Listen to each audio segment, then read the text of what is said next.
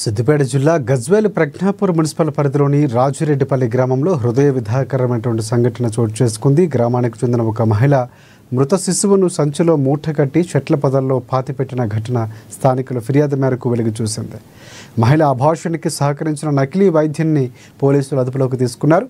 ఆసుపత్రిలోని మందులను, పరికరాలను ఆసుపత్రికి సంబంధించిన అధికారులు సీజ్ చేశారు. రెవెన్యూ, పోలీసు సిబ్బందులతో కలిసి ఆసుపత్రిని సీజ్ చేస్తామని జిల్లా వైద్యాధికారి ధనరాజ్ తెలిపారు. రవీందర్ నకిలీ వైద్యుడిగా చలామణి అవుతున్నాడని చెప్పారు. గతంలో ఇతనిపై పలు ఆరోపణలు ఉన్నాయని, స్థాయికి మించినటువంటి వైద్యాలు చేస్తున్నారని కూడా వివరించారు.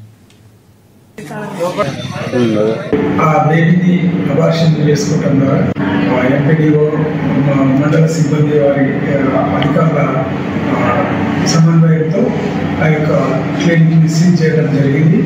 అతను ఆ నకిలీ వైద్యుడు డాక్టర్ అని పెట్టుకోవడం జరుగుతుంది. ఎవరైతే ఈ నకిలీ వైద్యం చేస్తున్నారో అతని పేరు రవి. అతని పైన ఎఫ్ఐఆర్ బుక్ చేయడం జరిగింది. గతంలో కూడా అతను అనేక ఇల్లీగల్గా అబార్షన్స్ చేశారని, తర్వాత స్థాయికి మించిన వైద్యం చేస్తున్నారని మనకు గ్రామస్తులు తెలియపరచడం జరిగింది.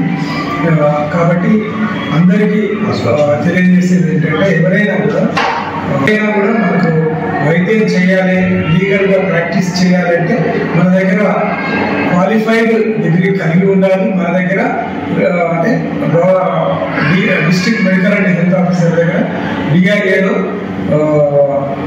డిస్ట్రిక్ట్ రెగ్యులేటరీ అథారిటీ వారు రిజిస్ట్రేషన్ చేసుకొని ఉండాలి. కాబట్టి ఎవరైనా కూడా వితౌట్ రిజిస్ట్రేషన్ వారి యొక్క క్లినికల్ ఎస్టాబ్లిష్మెంట్ని రిజిస్ట్రేషన్ చేసుకోకుండా ఇట్లాంటిగా ఇల్లీగల్గా నకిలీలు వైద్యం చేస్తే మేము వారిని సీజ్ చేస్తాం, ఎఫ్ఐఆర్ బుక్ చేస్తాం.